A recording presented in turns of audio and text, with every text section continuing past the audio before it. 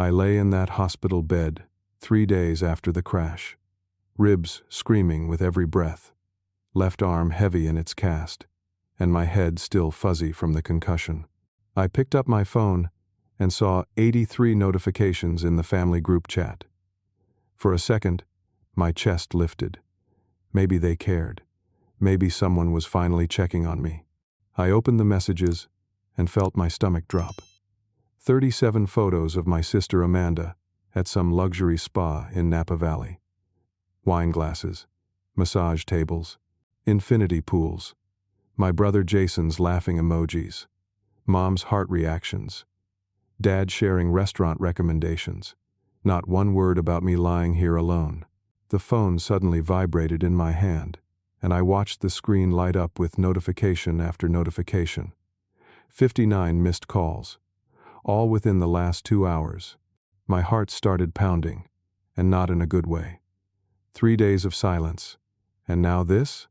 I scrolled through the call log. Dad, Mom, Dad again, Amanda, Jason, Dad. The pattern repeated over and over. Then a text came through from Dad. All caps, call us. Back now. It's serious. My nurse, a kind woman named Sharon, who'd been checking on me regularly, noticed my hands shaking. Everything okay, honey? She asked, adjusting my IV drip. I didn't know how to answer that. Was anything okay? I'd been in this hospital room since Tuesday night, when some kid ran a red light and T-boned my truck at the intersection of Madison and Fair Oaks. The impact sent me spinning into a light pole. The EMTs said I was lucky. Fractured ribs, broken arm, severe concussion, lacerations across my chest from the seatbelt. Lucky. That was the word they used. My family hadn't used any words at all. Until now. I looked at Sharon. I need to make a call. She nodded and left the room, pulling the curtain slightly for privacy. I stared at Dad's name on the screen for a long moment. Part of me wanted to ignore it. Let them feel what I'd felt for 3 days. But that wasn't who I was. I'd always been the responsible one. The one who showed up. The one who answered. I pressed call. Dad picked up on the first ring. Philip. Finally. Where have you been? The question was so absurd I almost laughed. Where had I been? In the hospital, Dad. Same place I've been since Tuesday. We need you here. Now. There's a situation with Jason. Not how are you feeling. Not are you okay to leave the hospital. Just we need you. What kind of situation? I asked, trying to keep my voice steady. Not over the phone. Can you come to the house? We're all here waiting. I looked down at my hospital gown, at the IV still taped to my right arm, at the monitor, tracking my heart rate. Dad, I'm literally hooked up to machines right now. This is about the business, Philip. The family business. Jason's been arrested. The words hit me like a second collision. Arrested? For what? Embezzlement. The police came this morning. They're saying $230,000 is missing from the company accounts. His voice dropped lower. They think Jason took it. My mind raced. Jason had taken over most of the financial management of our family's construction company about a year ago. I'd moved to the project management side, overseeing actual building sites rather than paperwork. It was supposed to be a smooth transition. Dad was getting older, wanted to step back, and Jason had an MBA from Sacramento State. He seemed ready. That doesn't make sense, I said. Jason wouldn't. That's what we thought too. But Philip, there's more. Jason told the police that you had access to those accounts too. He's saying he's not sure who took the money. The room tilted. Or maybe that was just my concussion. He's implying I stole from our own family company? I'm not saying that. I'm just saying we need to figure this out. All of us. Together. Tomorrow at the house. 2 o'clock. Can you be there? I wanted to scream. I wanted to throw the phone across the room. Instead, I said, I'll be there. Good. This stays in the family, you understand. We don't need this getting out to clients or competitors. He hung up before I could respond. Before I could tell him that I'd spent the last 3 days wondering if my family even remembered I existed. Before I could ask why none of them had visited or called or even sent a single text asking how I was doing, I sat there holding the phone, watching the family group chat continue scrolling with messages about Amanda's spa weekend. Someone asked about the facial treatments. Someone else wanted the name of the resort. Normal family banter. Like everything was fine. Sharon came back in. "How'd the call go?" "I need to check myself out tomorrow," I said. "Against medical advice if necessary." She frowned. "Philip, you've got at least 2 more days of observation for that concussion. And your ribs need time too." "I know, but I don't have a choice." She looked at me with something like pity. "Family?" Something like that. That night, I didn't sleep. I kept thinking about Jason's face when Dad announced he was bringing him into the business. Jason had been 26 then, fresh out of grad school, full of ideas about modernizing our systems. I'd welcomed him, showed him everything I knew, spent hours teaching him the financial software, introducing him to our contractors, walking him through 8 years of relationship building I'd done. And now he was suggesting I might be a thief. The morphine drip hummed quietly. My ribs ached with every breath. And somewhere in Sacramento, my family was having conversations about me that I wasn't part of, making decisions, forming opinions. I picked up my phone one more time and looked at the family chat. Amanda had posted a sunset photo from the spa. "Best weekend ever," she'd written. Mom replied with, "So glad you got some self-care time, sweetie." I turned off the phone and closed my eyes, but sleep never came. I checked myself out of the hospital the next morning despite 3 different doctors telling me it was a terrible idea. Sharon helped me get dressed in the clothes I'd worn the night of the accident, still stiff with dried blood on the collar. She made me promise to come back if the headaches got worse, or if I felt dizzy. The drive from the hospital to my parents' house in the suburbs east of Sacramento took 25 minutes. Every pothole sent lightning through my ribs. Every turn made my head swim. But I kept driving, because that's what I did. I showed up. The house looked exactly the same as it always had. 2-story colonial with the big oak tree out front that Dad had planted when Amanda was born 34 years ago. 3 cars were already in the driveway. Dad's truck, Mom's sedan, and Jason's new Audi. Amanda's car was parked on the street. I walked up to the front door and let myself in. Voices came from the dining room. I followed them. They were all seated around the table. Dad at the head, Mom to his right, Jason across from her, looking pale and nervous. Amanda sat at the far end, scrolling through her phone. No one had heard me come in. "He should be here by now," Dad was saying. I told him 2 o'clock. I checked my watch. It was 1:58. "I'm here." They all turned. Mom's hand went to her mouth. "Oh my God, Philip, you look terrible." "Car accident will do that," I said, lowering myself carefully into the empty chair. Every movement was calculated to minimize the pain. "Thanks for visiting, by the way." Mom's face crumpled. "Honey, we wanted to, but with everything happening with Jason..." "Right. Everything happening with Jason." I looked at my younger brother. He wouldn't meet my eyes. "Want to tell me what's going on?" Dad cleared his throat. "Let's all stay calm. We're family. We figure things out together." He pulled out a folder and opened it. Inside were bank statements and police reports. The police came Wednesday morning. They've been investigating the company accounts for the last month. Someone filed an anonymous tip that money was being moved inappropriately. "How much?" I asked.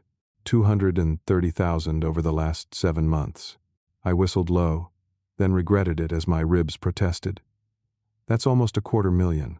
It gets worse," Dad continued. "That money was earmarked for subcontractor payments. We've got 3 major projects right now: the Roseville Commercial Complex, the West Sacramento Residential Development, and the Folsom Office Building. All those contractors are expecting payment within the next 30 days. If we can't pay them, they sue. If they sue, we lose the contracts. If we lose the contracts, the business is done.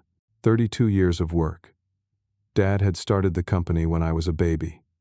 Built it from nothing. I joined right out of college, and helped grow it into something that employed 16 people and cleared $3 million a year in revenue.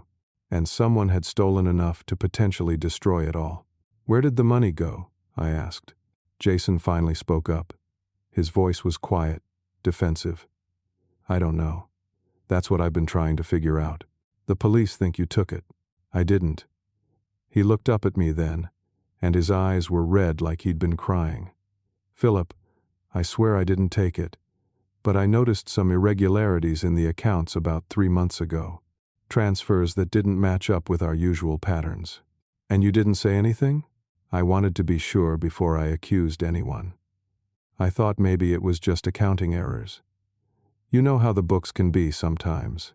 I knew exactly how the books could be. I'd managed them for 8 years before handing them over to Jason. They were meticulous. Every invoice documented, every payment tracked, every contractor account reconciled monthly. "What kind of irregularities?" I asked. Jason shifted in his seat. "Payments to companies I didn't recognize. Small amounts at first. A few thousand here and there. Then they got bigger." "Did you track down these companies?" I tried. Most of them didn't have active websites. The phone numbers went to voicemail. It felt like... He paused. "It felt like shell companies." Dad jumped in. "The police are saying Jason had exclusive access to the accounts. They're saying he's the only one who could have made these transfers." I felt the accusation before it was spoken. But that's not true. I still have login credentials. I had access until 14 months ago, when we transitioned everything to Jason. I looked at my brother. "Right?" Jason nodded slowly. Too slowly. "Technically, yes. Your login was still active." "Technically?" "The police asked me who else had access. I had to tell them the truth. You had the credentials. You knew the systems." The room went very quiet. Amanda stopped scrolling. Mom's hand was still over her mouth. Dad looked at me with an expression I couldn't read. "Are you suggesting I stole from our family business?" I asked Jason directly. "No. God, no. I'm just saying." He trailed off. "You're just saying what?" "I'm saying the police are going to look at everyone who had access. That includes you." The betrayal was stunning. Worse than the car accident. At least that driver was a stranger who made a mistake. This was my brother, my family, and he was setting me up as an alternative suspect to save himself. That's when Amanda spoke up. She set her phone down on the table with a sharp click. "Marcus told me something." Jason's face went white. "Amanda, don't." "Who's Marcus?" Dad asked. "My boyfriend," Amanda said. She looked at Jason. "Your friend Marcus, the lawyer. The one you've been having drinks with every Thursday for the last 6 months." I hadn't known Amanda was dating anyone. Then again, I hadn't known much about my family's life lately. I'd been too busy actually working, while they were busy doing whatever they did. "Marcus and I have been together for 6 months, Amanda continued. "He doesn't usually talk about work, but he was worried about something. About 2 months ago, he told me Jason had been asking him hypothetical questions about embezzlement cases, about how prosecutors build cases, about whether family members would testify against each other, about statute of limitations." Jason stood up so fast his chair fell backward. "That's a lie. You're making that up." "Am I?" "Because I have the text messages where you asked Marcus to meet you. The dates match up perfectly with when you say you first noticed the irregularities." Amanda pulled out her phone and started scrolling. March 16th. March 23rd. April 6th. All Thursday nights. All at that bar on K Street. Dad's face was turning red, not with anger at Jason, with anger at Amanda. "This isn't helpful right now. We need to focus on solutions, not accusations." "Solutions?" Amanda's voice rose. "Dad, he was asking about embezzlement procedures before the money even went missing. That's not suspicious to you?" "Your sister is being dramatic," Mom said quietly. "Jason wouldn't. He's your brother, our son. He made mistakes, but he wouldn't steal." I watched this play out like I was watching a movie. The family dynamic was revealing itself in real time. Dad and Mom protecting Jason. Amanda trying to tell the truth but being dismissed. And me, sitting there with broken ribs and a concussion, being set up as an alternative suspect. I didn't get promoted in the company like Jason did, Amanda said, and her voice cracked. I work in the office doing admin work for $12 an hour. Jason gets a title and a salary and Dad's trust. So yeah, maybe I'm jealous. But that doesn't make me a liar. Dad slammed his hand on the table. Enough, both of you. We're not turning on each other. That's exactly what the police want. They want us divided so someone confesses or rats out someone else. I didn't take the money, Jason said again. Everyone looked at me. Neither did I said. But apparently I'm the only one who needs to prove it. I stood up, pain shooting through my entire torso. I'm going to figure out what happened. Not for you, Dad. Not for the company. For me. Because I spent 8 years building something honest, and I'm not going to let anyone say I destroyed it. I walked out before anyone could respond. Behind me, I heard Mom crying, heard Dad calling my name, heard Jason saying something I couldn't quite make out. Amanda followed me to my truck. Philip, wait. I turned. You believe me? Of course I do. You're the only honest person in this family. She looked back at the house. Be careful. Jason's not who you think he is. Neither are Mom and Dad. What do you mean? I mean, they'll choose him over you. They always have. You're the dependable one, the one who doesn't need protection. Jason's the baby. The one they baby. She was right. I'd always known it, but hearing it spoken out loud made it real. Figure out what he did, Amanda said. Because he did something. I know it. I drove away from that house, feeling more alone than I had in the hospital. At least in the hospital. The abandonment was passive. This was active. This was my family choosing to protect the person who was destroying us all. And I was the only one who seemed to care about the truth. 2 days passed. 2 days of me sitting in my apartment, ignoring doctor's orders to rest. My head pounded constantly. My ribs felt like broken glass with every breath. But I couldn't stop. I pulled out every file I'd kept from my years managing the company finances. Old spreadsheets, contract copies, correspondence with contractors. I needed to talk to Gary. Gary Thompson had been the company's external accountant for 18 years. He filed our taxes, reviewed our quarterly reports, and generally kept us compliant with all the financial regulations. If anyone knew where money went, it was Gary. I called him Thursday morning. He answered on the 4th ring. Philip. I heard about the situation. Can we meet? There was a long pause. I don't know if that's a good idea. The police told me not to discuss the case with anyone. I'm not asking you to discuss the case. I'm asking you to have coffee with someone you've worked with for 8 years. Someone who's never lied to you.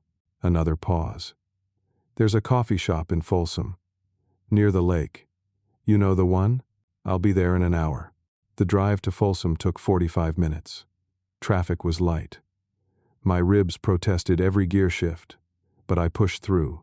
Gary was already there when I arrived, sitting at a corner table far from other customers. He looked nervous. His eyes kept darting to the door. I sat down across from him. Thanks for meeting me. I shouldn't be here, he said immediately. If Jason finds out, Jason isn't going to find out. What do you know, Gary? He pulled a briefcase from under the table and opened it slightly, just enough for me to see file folders inside. I kept copies. I always keep copies. It's saved my clients before when records get lost or disputed. Copies of what? Everything. Every transaction that went through the company accounts for the last 2 years. He glanced around again. Jason asked me to alter some records about 4 months ago.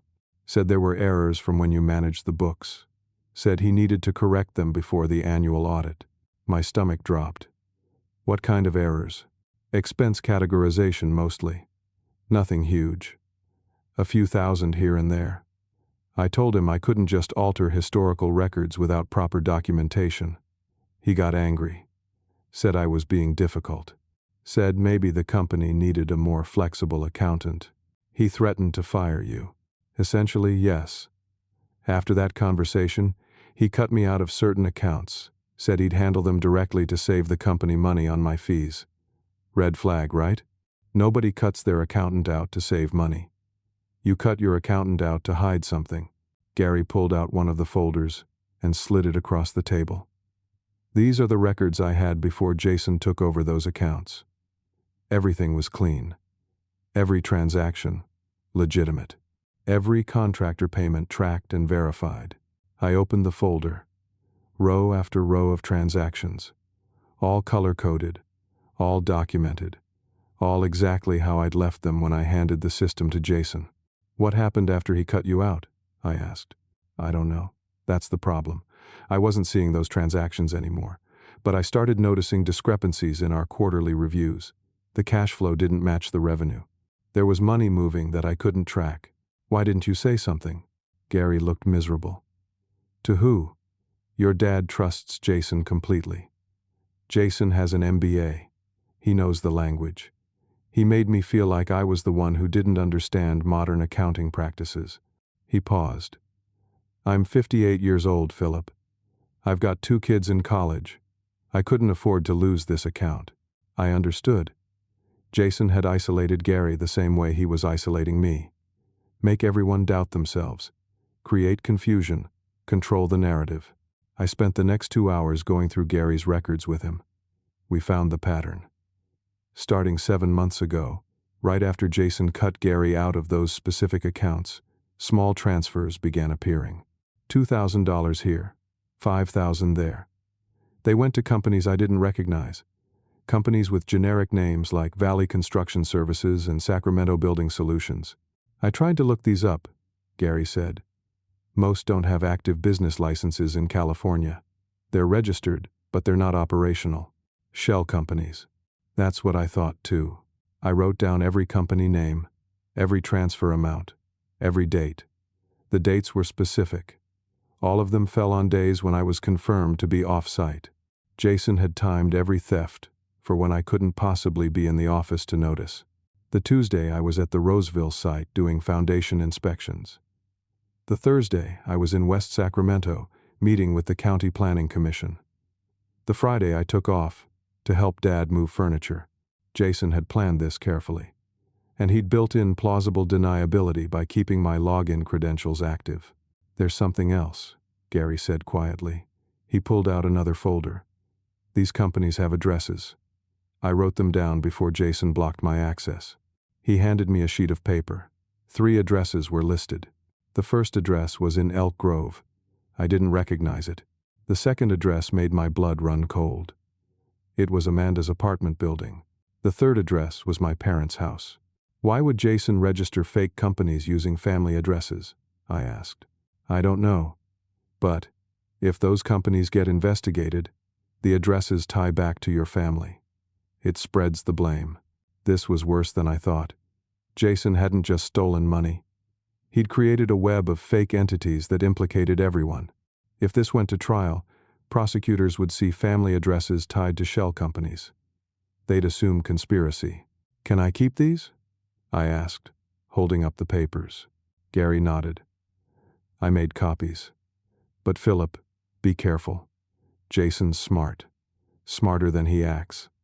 And he's desperate now. Desperate people do desperate things. I drove to the first address in Elk Grove.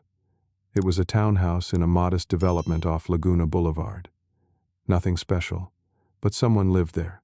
There was a car in the driveway, a wreath on the door. I knocked. A woman in her early 30s answered. She had blonde hair pulled back in a ponytail and wore yoga pants and an oversized sweater. Can I help you? She asked. I'm looking for information about a company registered to this address. Valley Construction Services? Her face showed genuine confusion. I don't know anything about that. This is my house. I've lived here 3 years. Do you know anyone named Jason Baxter? The confusion vanished. Her expression went hard. You're Philip. That stopped me. How do you know my name? You'd better come in. Her name was Bryn. She worked as a dental hygienist. She'd met Jason 2.5 years ago at a bar in downtown Sacramento. They'd started dating. He'd told her he was a business consultant. Single. Successful. looking for something serious. He said he lived in San Francisco during the week, Bryn explained as we sat in her living room. Said he only came to Sacramento on weekends. That's why I never questioned why I couldn't see where he lived. My mind was racing. He's been dating you for over 2 years? I thought so. Until last week. Her eyes filled with tears. He called me Tuesday morning. Told me you'd died. Said there was a terrible accident. Said his brother Philip died on impact. He was sobbing. He said he needed me.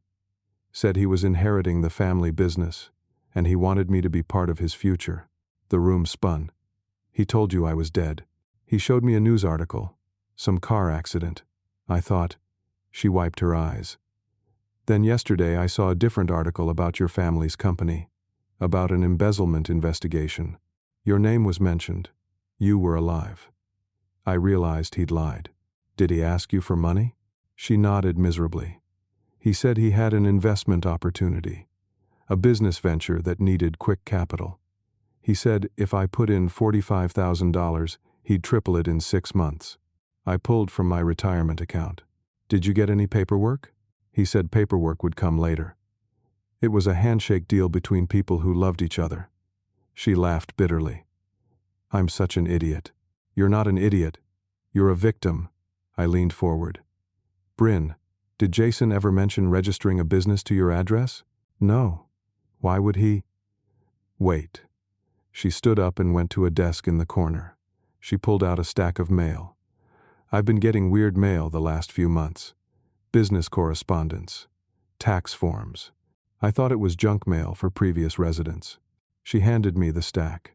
Letters addressed to Valley Construction Services. Official documents from the California Secretary of State. Jason had registered the company using Bryn's address without her knowledge. He used you, I said. He registered a fake company here so if anyone investigated, it would lead to someone who wasn't family. Someone who couldn't directly implicate him. What do I do? Bryn asked. You help me prove what he did, and you file a police report for fraud. She nodded. He destroyed me. I gave him everything. I loved him, and he was just using me this whole time? I'm sorry, I said, and I meant it. But you're not alone. He's been using all of us. I left Bryn's house with copies of the mail and her statement written down. Jason hadn't just committed embezzlement. He'd committed fraud, identity theft, and manipulation across multiple victims. But I still didn't understand why. What was the end goal? Where was all that money going? I sat in my truck and thought about the timeline. The theft started 7 months ago, right around the time Jason started talking to Amanda's boyfriend Marcus about embezzlement procedures. Like he was planning it, researching it. And the car accident. Jason had seemed so calm when I walked into that family meeting. Almost too calm for someone who'd just been arrested. Like he'd been expecting it. Like he had a plan. A horrible thought occurred to me. Jason had told Bryn I was dead. Had said I died in the car accident. But the accident happened last Tuesday. Jason was arrested Wednesday morning. That meant Jason called Bryn on Tuesday morning, hours after my accident, and told her I was dead. How did Jason know about my accident so quickly? The family didn't start calling until days later. Yet Jason knew within hours. Knew enough detail to tell Bryn I'd died on impact. My hands started shaking. Had Jason been watching me? Had he somehow known about the accident as it happened? Or worse, had he somehow known it was going to happen? No. That was paranoid thinking. The concussion was making me see conspiracies where there were none. Jason was a thief and a manipulator, but he wasn't a murderer. But still, the timing bothered me. And in my experience, when timing bothers you, it means something's wrong. I needed more information. I needed to know exactly how deep this went. And I was starting to realize that my entire family might be more involved than I'd thought. I called an emergency family meeting. My terms this time. My apartment. Saturday at 10 in the morning. I sent the text to the family group chat. Right below a photo Amanda had posted of brunch somewhere downtown. Everyone showed up. Even Jason, which surprised me. He walked in with his lawyer, a guy in an expensive suit who introduced himself as Richard. Really? I said to Jason. You need a lawyer for a family meeting? Richard advises me not to discuss the case without legal representation, Jason said. He looked calmer than he had at the last meeting, almost confident. That should have been my first warning. We all sat in my small living room. I'd printed out everything. Gary's records, the shell company addresses, Bryn's statement, the timeline of transfers. Everything laid out on my coffee table, like evidence at a trial. I've been investigating, I announced. And I found some interesting things. I walked them through it all. The fake companies. The transfers timed to when I was off-site. Gary's testimony about being cut out of the accounts. Bryn's story about Jason taking her retirement money while pretending I was dead. Mom gasped at that part. Jason, you told someone Philip was dead? Jason didn't even flinch. I can explain that. Please do, I said. Bryn misunderstood. I was emotional. I said something like, my brother might as well be dead to me because we'd been arguing. She took it literally. That's not what she said. She said, you showed her a news article about my accident. I showed her an article about an accident. Not your accident specifically, she assumed. The lie was so smooth, so practiced. Richard the lawyer sat there taking notes but saying nothing. What about the $45,000 you took from her? I asked. That was an investment. She'll get it back. What about the shell companies registered to her address? Jason shrugged. I needed business addresses for some LLC formations. I used addresses I knew. Is that illegal? It is when you don't have permission, and you're using those companies to launder stolen money. That's when Jason smiled. Actually smiled. And I knew I'd made a mistake. I'd shown my hand too early. Richard, Jason said calmly. Show them. The lawyer opened his briefcase and pulled out a tablet. He pressed play on a video file. It was me, talking to Gary at the coffee shop. The angle was wrong, like it was recorded from another table, but the audio was clear enough. In the video, you could hear me saying, "Can you alter the records? Make it look like the transfers happened when Jason wasn't managing the accounts." Except I'd never said that. Gary had told me about Jason asking him to alter records, but in this recording, edited carefully, it sounded like I was the one making the request. That's not. I started. Richard pressed play on another file. This one was audio only. My voice again, talking to Bryn, but edited. In this version, it sounded like I was asking her to help me hide money, like I was manipulating her into giving me access to her address. You recorded me, I said. I protected myself, Jason corrected. You've been running around interrogating people, building a case against me. I documented everything. You edited those recordings. That's not what I actually said. Can you prove that? Because from where I'm sitting, it looks like you've been trying to frame me for your own crimes. My heart was pounding. My ribs ached. This is insane. Jason leaned forward. Here's what I think happened, Philip. I think you started stealing from the company about a year ago. Small amounts at first. But you got greedy. You created shell companies. You used family addresses to spread the blame. When I noticed and started investigating, you panicked. The car accident was convenient timing. Gave you sympathy. Made you look like a victim. But really, you've been planning this all along. That's not true. None of that is true. Can you prove it? Because I have recordings. I have testimony from people saying you questioned them aggressively. I have evidence of you accessing company accounts after you claimed you'd transferred all responsibilities to me. Your login was used 6 times in the last month. The IP address traces to your apartment. I felt like I couldn't breathe. I haven't logged into those accounts, but someone did. Using your credentials. From your IP address. He'd hacked me, or planted something. I didn't know how, but he'd set this up perfectly.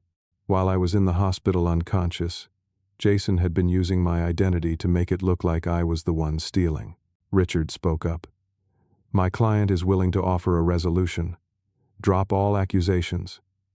Let the investigation proceed naturally. If the missing money is found through what Jason suspects is an accounting error or insurance recovery, everyone moves on. No charges filed. The business survives. The family stays intact.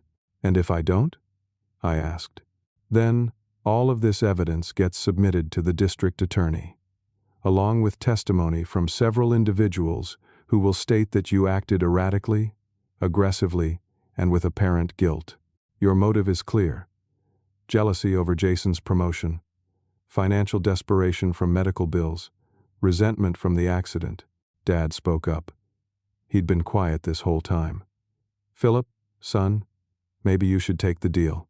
I looked at him. "You believe this? You believe I stole from us?" "I believe we need to protect the company. We've got employees, contracts, people depending on us. If this turns into a public trial, we lose everything. So you want me to take the blame. I want you to let it go. For the family." Amanda stood up. "This is insane. You're all insane.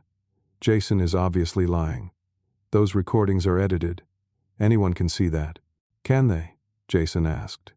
"Because I've got timestamps, metadata, everything needed to verify authenticity. Unless you're a professional forensic analyst, you can't prove they're edited." He was right. I could scream about editing all I wanted, but without expensive forensic analysis that I couldn't afford, I couldn't prove it. "Why?" I asked Jason. "Why are you doing this?" For the first time, his mask slipped. Real emotion showed through. "Because you always got everything. Dad's approval, the praise, the credit for building the company. I worked just as hard, but it was always Philip this, Philip that. Perfect Philip, who does everything right. So you're destroying me out of jealousy? I'm taking what should have been mine from the start. And when you're gone, disgraced, and possibly in prison, I'll be the one who saved the company. I'll be the hero. Dad will finally see that I'm the better son." Mom was crying. Amanda was shaking her head. Dad just looked tired. "Take the deal, Philip," Dad said again. "Please, don't tear this family apart." I looked around the room, at the family I'd spent my whole life trying to please, trying to serve, trying to support. And I realized they weren't family. They were strangers who shared my blood, but not my values. "No," I said. Jason stood up. "Then you've made your choice. Richard, file everything with the DA Monday morning. Philip, you're about to find out what happens when you refuse to play along." They left. All of them except Amanda. She sat there looking shell-shocked. "I'm sorry," she whispered. "I didn't know it was this bad." "It's not your fault." "What are you going to do?" "I didn't know. I was trapped." Jason had evidence. Fake but convincing. He had a narrative that made sense. Jealous older brother steals from family company, gets caught, tries to frame younger brother. It was simple, believable, and I had nothing except the truth, which suddenly seemed incredibly inadequate. Amanda left after making me promise to call if I needed anything. I sat alone in my apartment surrounded by evidence that Jason would spin to destroy me. My ribs hurt.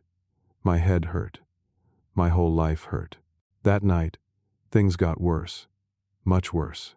Saturday night I decided I wasn't going down without a fight. If Jason wanted war, I'd give him war.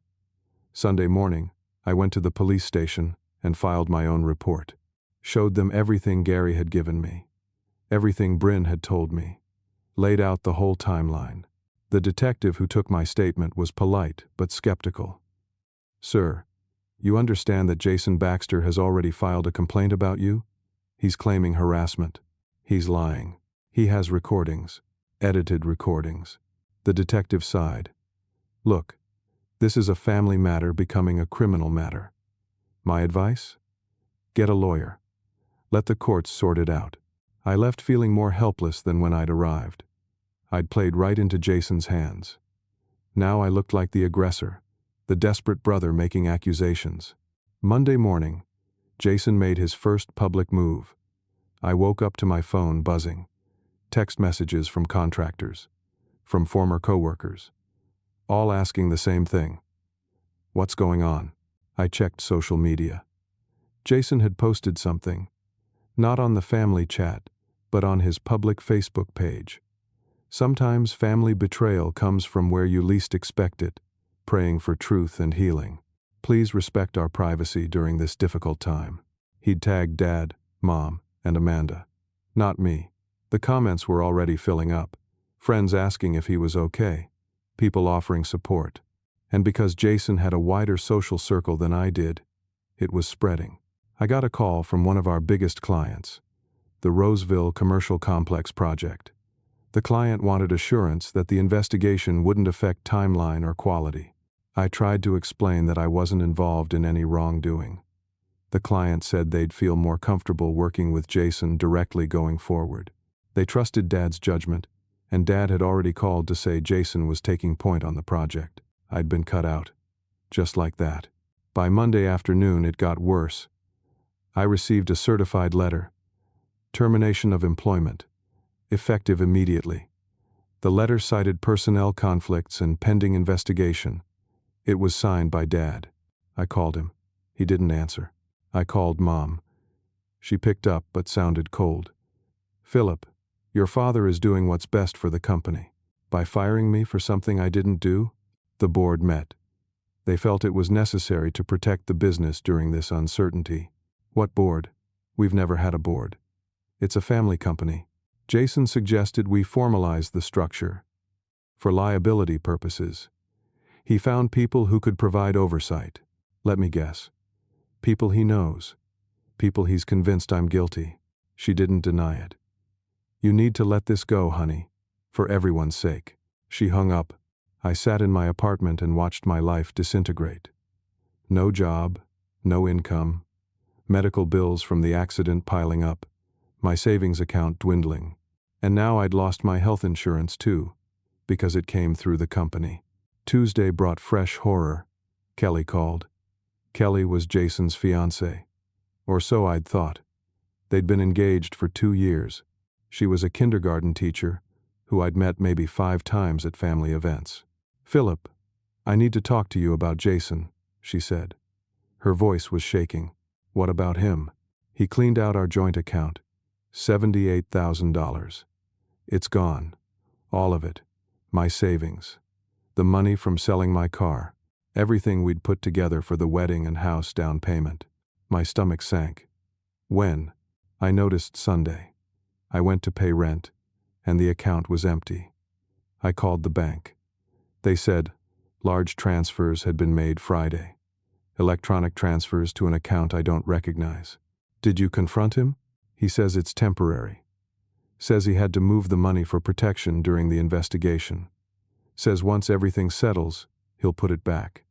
She started crying. But I don't believe him anymore. I've been reading about the case, talking to people. Philip, what if he's been lying to me this whole time? Kelly, how much do you know about Jason's life? What do you mean? I told her about Bryn. About the fake relationship. About Jason telling Bryn I was dead, so he could manipulate her into giving him money. Kelly went silent for a long time. He's been cheating on me for over 2 years? I'm sorry. I'm so stupid. I believed everything. Every excuse about working late. Every weekend trip, he said, was for business. Her voice hardened. I want to help you. Whatever you need. Evidence. Testimony. Anything. He'll come after you too. I don't care. He took everything from me. I want him to pay. Wednesday, Amanda called crying. They changed the will. What? Mom and Dad's will. Jason convinced them to change it. He's getting 70% of everything. The house. The business shares. We get 15% each. And only if we don't contest it. That's not legal. You can't condition inheritance like that. Jason found lawyers who say you can. It's all documented. All legal. When did they do this? Monday. Jason drove them to the lawyer's office. Had it all prepared. They signed it yesterday. I felt like I was drowning. Everything was falling apart. My family had chosen Jason completely. Cut me off financially. Changed inheritance. isolated me from the business I'd helped build. Thursday morning, Gary called. His voice was barely a whisper. "Philip, I can't help you anymore." "What happened?" Jason found out we talked. "He's threatening me. Says he'll report me to the IRS for tax fraud. Says he has evidence I've been helping clients hide income. It's not true, but he's got documents. Fabricated documents. I can't fight him. I've got my license to protect. My reputation. I'm sorry. Gary, I understand. I have to withdraw my testimony. If this goes to court, I'll say I don't remember our conversations. I have to. I'm sorry." He hung up. That's when I finally broke. I sat on my couch and let everything wash over me. The pain from my injuries that still hadn't healed. The betrayal from my family. The systematic destruction of my life. Jason had won. He'd isolated me completely.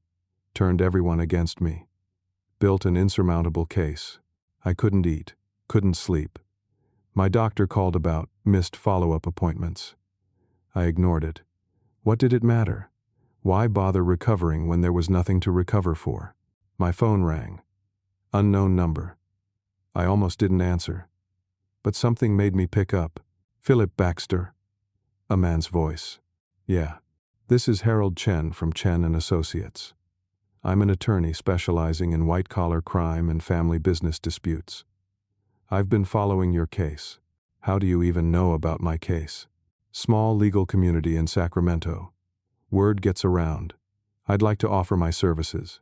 I can't afford a lawyer. I work on contingency for cases I believe in. And I believe your brother is systematically defrauding your family while framing you. I'd like to help you prove it." For the first time in days, I felt something other than despair. "Why would you do that?" "Because I've seen cases like this before. Narcissistic family member destroys everyone around them while playing victim. It makes me sick. And because I looked into your background. 8 years of impeccable financial management. 0 complaints. Perfect record. That doesn't match someone who suddenly steals $250,000. What do I need to do? First, stop talking to anyone without me present. Second, give me access to everything you have. Third, trust me to build a real case. Not the emotional case you've been building. A legal case." I agreed. What choice did I have? Harold came to my apartment that afternoon. He reviewed everything. Took notes. Asked questions. Finally he looked up. "You've been playing defense," he said. "Time to play offense. And I think I know how." He pulled out his laptop and showed me something. "You said you managed the company finances for 8 years. How did you keep records?" "Standard accounting software. Monthly backups." "Where were the backups stored?" "On the company server." "But I stopped. A memory surfaced. I also set up an automatic cloud backup. Years ago. After we had a scare with a server crash. I implemented a system where every transaction was automatically uploaded to a secure cloud server." Harold's eyes lit up. "And who has access to this cloud server?" "Just me. I never told anyone about it. It was just a precaution."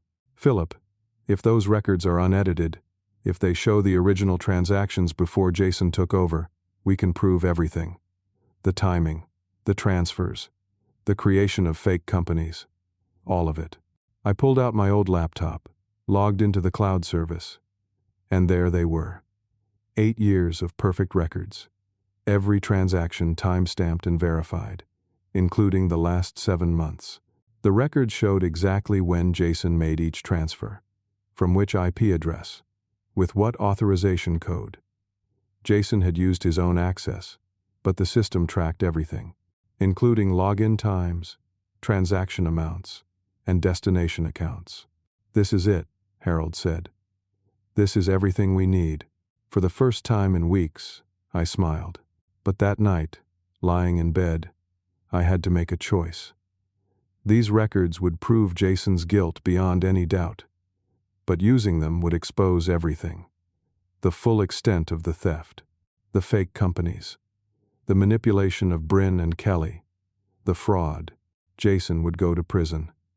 The business might collapse from scandal, Mom and Dad would be humiliated publicly. Amanda might lose everything too. I could protect them by staying quiet. Let Jason get away with it. Disappear from their lives. Start over somewhere else.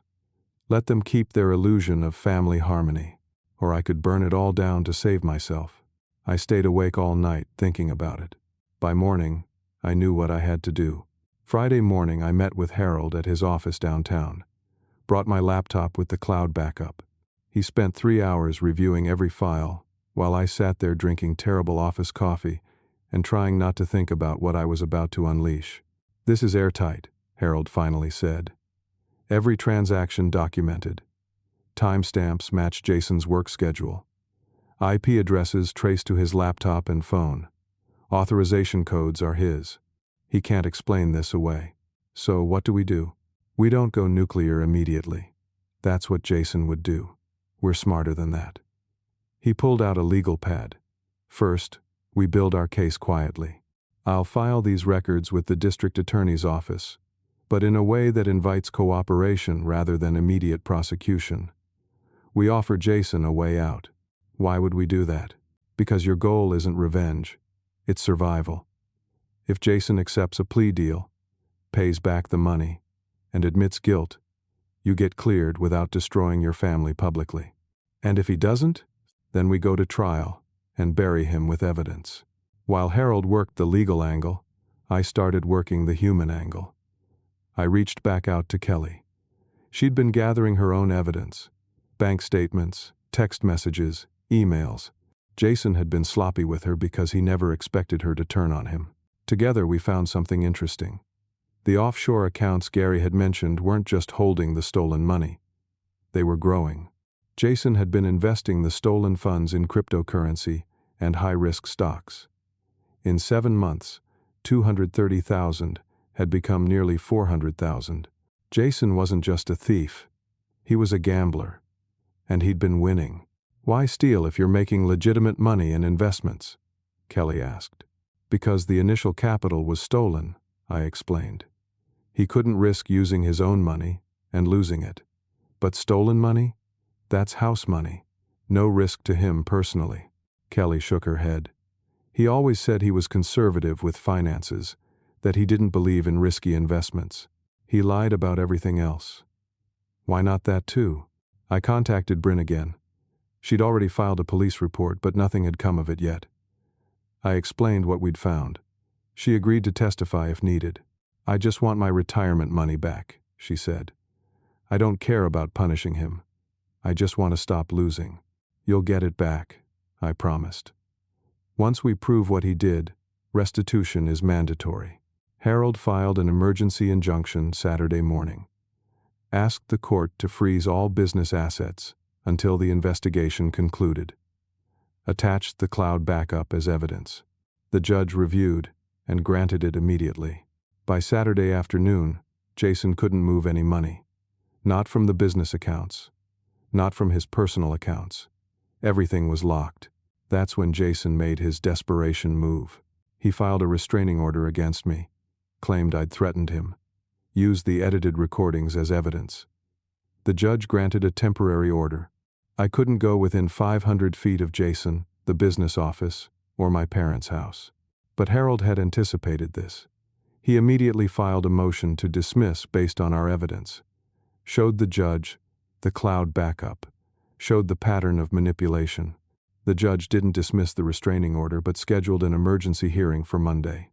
Sunday, Jason tried to take over the business completely. He showed up at Dad's house with papers. Tried to convince Dad to sign over majority control temporarily during the crisis. But Amanda was there. She'd been staying with our parents, watching Jason's moves. She called me immediately. "He's trying to get Dad to sign something.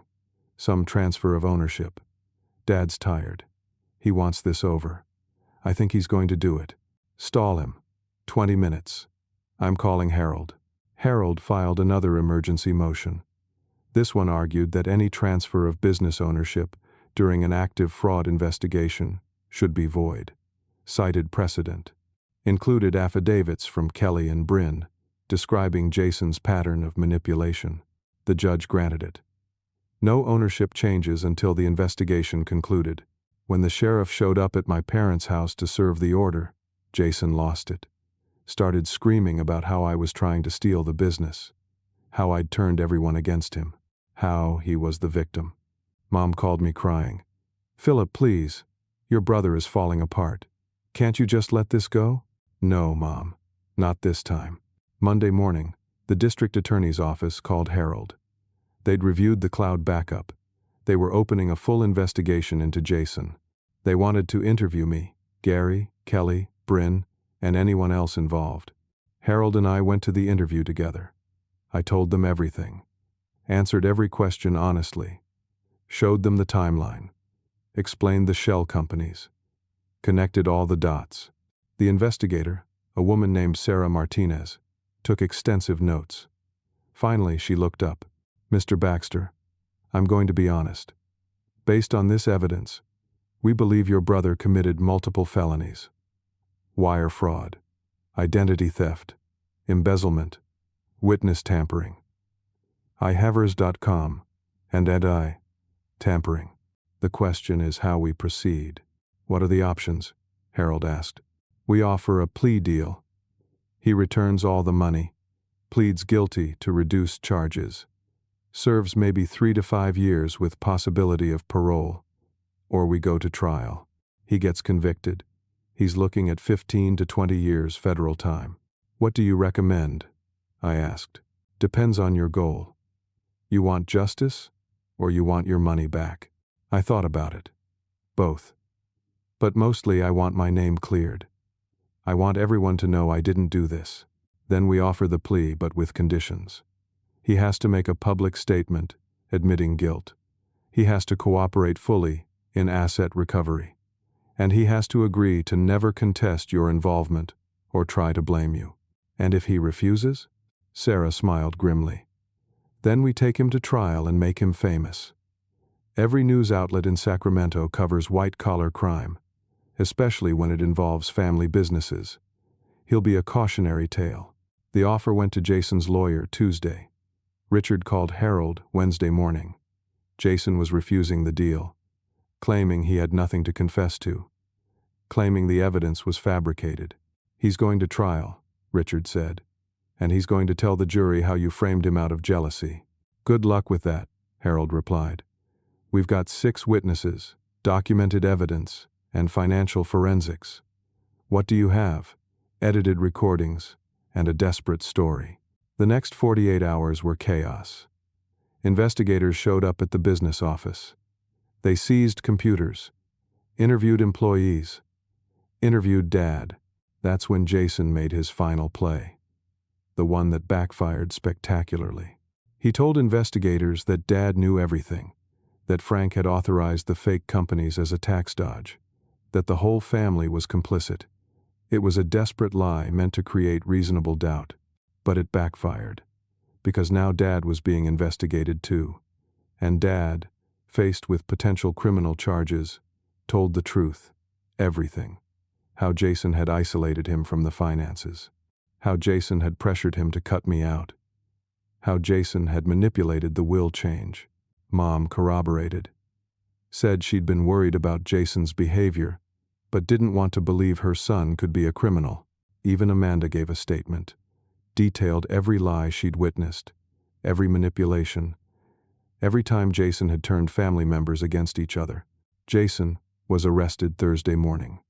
This time not just for embezzlement, wire fraud, identity theft, witness tampering, making false statements to federal investigators. The bail hearing was Friday. Harold and I attended, watched as Jason sat there in an orange jumpsuit looking smaller than I'd ever seen him. The prosecutor argued he was a flight risk, showed evidence of offshore accounts, showed he'd been planning to liquidate business assets and run, showed communication with someone in the Cayman Islands about opening accounts there. Bail was denied. Jason would stay in custody until trial. As they led him away, he looked at me, just for a second, and in his eyes I saw something I'd never seen before. Fear. He'd finally realized he was trapped, that his manipulations had failed, that I'd beaten him not through lies or tricks, but through truth and patience and evidence. After the hearing, Dad approached me in the courthouse hallway. He looked 10 years older than he had a month ago. "Philip, I'm sorry. I should have believed you. I should have seen what Jason was doing." "Yes, you should have. Can you forgive me?" I looked at this man who'd raised me, taught me about construction, about hard work, about family, and who'd chosen the wrong son when it mattered most. Maybe, eventually, but not today. Trust has to be rebuilt. You taught me that. He nodded, tears in his eyes. "What happens to the business?" "That depends on what you want. Do you want to keep it, rebuild it, or sell it and move on?" "I don't know anymore. I built it for my sons. But now, you built it for yourself first. That's what you always told me. The business exists beyond us as individuals. Will you come back? Help me fix this? On my terms. With full transparency. With governance systems that prevent this from ever happening again. And Jason's name comes off everything." Agreed. Over the next 6 months, the legal case against Jason proceeded. Kelly got most of her money back through restitution orders. Bryn got hers too. The business accounts were unfrozen once it became clear I had nothing to do with the theft. I restructured the company, brought in an independent board, implemented oversight systems, made Harold a permanent consultant on corporate governance. The subcontractors got paid, projects resumed, clients stayed, because integrity matters, because truth matters. And slowly, painfully, the business rebuilt its reputation. The trial happened 9 months after Jason's arrest. I sat in the courtroom every day, watched the prosecution present their case, the cloud backups, the witness testimony, the financial forensics. It was overwhelming. Jason's defense tried to argue I'd framed him, tried to use those edited recordings. But Harold's forensic expert tore them apart, showed exactly where they'd been cut, where words had been spliced together, where context had been removed. The jury deliberated for 4 hours, came back with guilty verdicts on all counts. The sentencing hearing was a month later. Jason got 6 years in federal prison, full restitution ordered, permanent ban from serving as an officer or director of any corporation. Mom and Dad sat in the courtroom holding hands as the judge read the sentence. Amanda sat with me. She'd moved into her own place, started taking business courses at the community college, wanted to earn her place in the company rather than just inherit it. After the sentencing, we all stood in the courthouse parking lot, not quite knowing what to say. "I still love him," Mom said quietly. "He's my son. But what he did, I know, Mom. Will you visit him? In prison? Maybe someday. But not soon. He needs to understand the consequences of his choices." Dad cleared his throat. "The business is stable now. Revenue is actually up from last year. That restructuring you did, bringing in the board, implementing controls, it's working. Good. I want to make you a partner, equal partner, official ownership stake. You've earned it." I thought about it. Equal partnership with you and Amanda. 3 ways. Amanda's head snapped up. "Philip, I haven't done anything to deserve. You stood up for the truth when everyone else chose comfort. That's worth more than any MBA." The partnership papers were signed a week later. Baxter and Associates Construction became Baxter Family Construction LLC, with 3 equal partners. New corporate governance, new ethics policies, new commitment to transparency. The first few months were hard. Rebuilding relationships, earning back trust from contractors and clients. But slowly, steadily, things improved. Kelly reached out 6 months after the trial, asked if we could get coffee. She'd started dating someone new, a teacher at her school, someone honest. "I wanted to thank you," she said, "for fighting back, for not letting him get away with it. You saved me from wasting any more years on someone who didn't deserve them. You would have figured it out eventually, maybe. But you made it happen sooner. You gave me evidence to trust my instincts." She paused. "Have you talked to Bryn?" "A few times. She's doing okay. Got a new job. Better pay. She says she's done with relationships for a while. Smart woman. 1 year after the accident, I got a letter from Jason. Prison mail. The envelope sat on my counter for a week before I opened it. The letter was strange. Not quite an apology, but honest in a way Jason had never been with me before. He admitted the jealousy, the resentment, the years of feeling like the lesser brother. He said prison had given him time to think, to realize he'd destroyed himself trying to hurt me. You were always the better man, he wrote. I hated you for it. Wanted to tear you down to my level. But all I did was prove you were right to be the person you are. Maybe someday I can be that person too. But not yet. I'm not there yet. I didn't write back immediately. But I kept the letter. Because maybe there was hope for genuine change. Maybe not. But I could leave that door unlocked even if I wasn't ready to walk through it. 2 years after the accident, the business was thriving.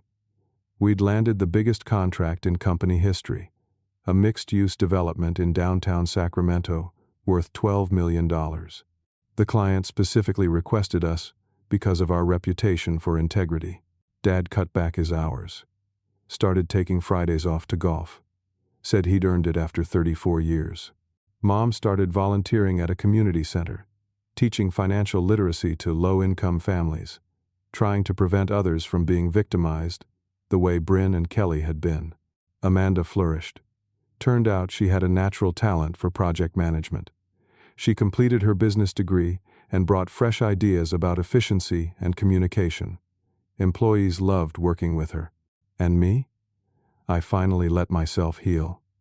The physical injuries had healed within months, but the emotional ones took longer. I started seeing a therapist, learned about boundaries, learned that loving family didn't mean accepting abuse, learned that sometimes the people who hurt you most are the ones you trusted most. I started dating again. Nothing serious, but it felt good to connect with someone who didn't share my last name or my baggage, someone who saw me for who I was, not who I was supposed to be. 3 years after that accident, I stood at a construction site. Our sign was being installed on a new medical building we'd just completed. Workers waved, called out greetings. These people trusted me, respected me, not because of my family name, but because of my actions. My phone buzzed. A text from Dad. Dinner Sunday? Your mom's making pot roast. I smiled and texted back. I'll be there. Because I'd learned something important. I'd learned that family isn't just about blood. It's about respect, showing up, choosing truth over comfort. Real family asks how you are when you're in the hospital. Real family doesn't abandon you when things get complicated. Real family chooses integrity, even when lies would be easier. I used to think family meant unconditional support no matter what. I was wrong. Family means conditional support based on mutual respect and honesty.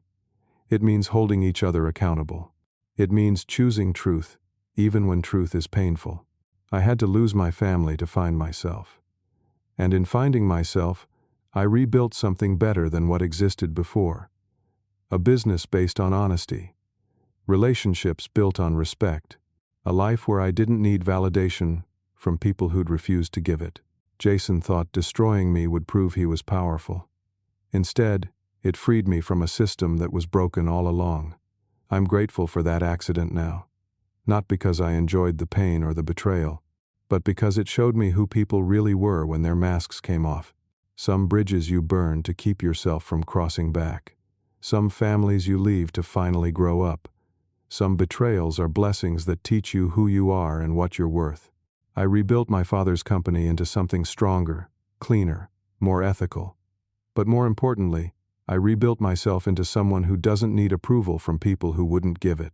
Someone who knows his worth isn't determined by family opinion or inherited position. That's the real victory. Not revenge. Not even justice. Just peace with who I am and what I survived. If you're lying in a hospital bed right now checking your phone and wondering why nobody came, listen to me. Maybe it's not about you. Maybe it's about them. Maybe they're showing you who they really are. Maybe the accident you survived isn't the crash itself. Maybe it's the wake-up call. And maybe you're stronger than you think. Strong enough to stand alone when everyone around you sits down. Strong enough to fight back when everyone tells you to surrender. Strong enough to win without becoming the thing that hurt you. I learned that the hard way. I hope you never have to learn it the way I did. But if you do, you'll survive. You'll grow. You'll become someone who knows the difference between family that builds you up and family that tears you down. Trust me on that. Because I'm standing here 3 years later, healthy and whole and successful, and the family that ignored me when I was broken barely recognizes who I've become. And that's exactly how it should be. The business thrives. The relationships that matter are stronger. And every morning I wake up, knowing I chose truth over comfort. Knowing I fought back when it would have been easier to surrender. Knowing I won not by becoming like Jason, but by refusing to become like Jason. That's my story. That's my truth. And if even one person reading this finds the strength to stand up when everyone around them sits down, then everything I went through was worth it. So let me ask you something. Have you ever been betrayed by someone you trusted completely? Someone who was supposed to have your back, but chose their own interests instead? How did you handle it? Did you fight back, or did you walk away?